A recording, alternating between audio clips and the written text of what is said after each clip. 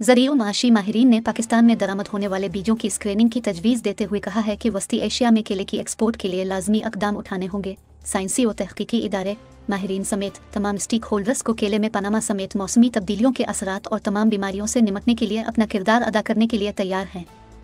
जबकि सिंध ज़रिए यूनिवर्सिटी की जानिब से टिशू कल्चर के पौधे तैयार करने का ऐलान किया गया है।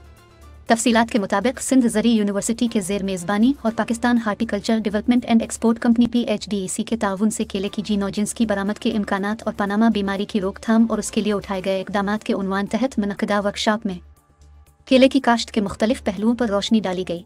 इस मौके पर खिताब करते हुए सिंध ज़रिए यूनिवर्सिटी के वाइस चांसलर डॉक्टर फ़तह मरी ने कहा, सिंध मुल्क का केले की सबसे ज़्यादा पैदावार देने वाला सूबा है और सिंध के केले को वस्ती एशिया की मंडी तक पहुँचाकर ज़्यादा पैसे कमाने के वसी मौक़े मौजूद हैं। वाइस चांसलर ने कहा कि हम ज़री तहकीकी इदारों के साथ मिलकर काम कर रहे हैं, जबकि ज़री यूनिवर्सिटी की लेबॉर्ट्रीज़ में टिशू कल्चर केले के पौधे तैयार कर रहे हैं, जिनमें मुस्तक़बिल में इजाफा किया जाएगा। साबिक़ सूबाई वज़ीर ज़राअत हसन अली चानीहो ने कहा कि सिंध के किसानों के पास मार्केटिंग के बेहतर मौक़े न होने की वजह से वो अपनी पैदावार कम कीमत पर फ़रोख्त करने पर मजबूर हैं।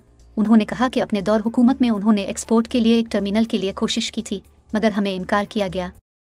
उन्होंने कहा कि किसानों और काश्तकारों की आगाही के लिए सेमिनार्स होने चाहिए। इस मौके पर ट्रेड डेवलपमेंट अथॉरिटी के डॉक्टर मुबारक अहमद खान ने खिताब करते हुए कहा कि केले की पैदावार को आलमी मंडी तक पहुंचाने के लिए मेयार, बेहतर ज़री पॉलिसी, पोस्ट हार्वेस्टिंग के अमल और बेहतर पैकेजिंग को अपनाकर सिंध का केला बआसानी दूसरे ममालिक तक पहुँचाया जा सकता है।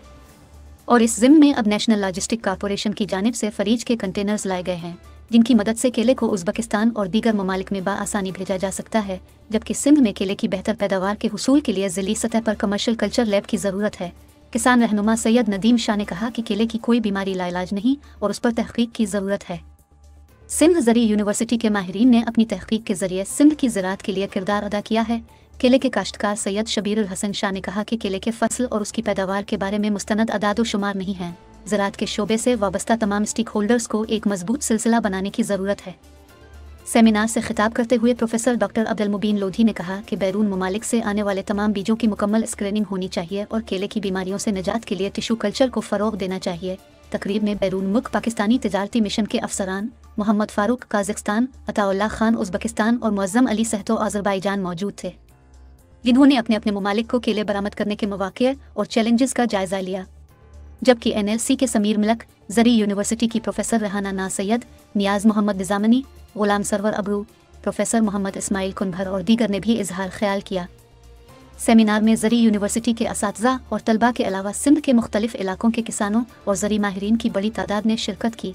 कबल अज़ीं वर्कशॉप का आगाज़ में PHDEC के CEO अतहर हुसैन खोखर ने वर्कशॉप के मकासद पर रोशनी डाली।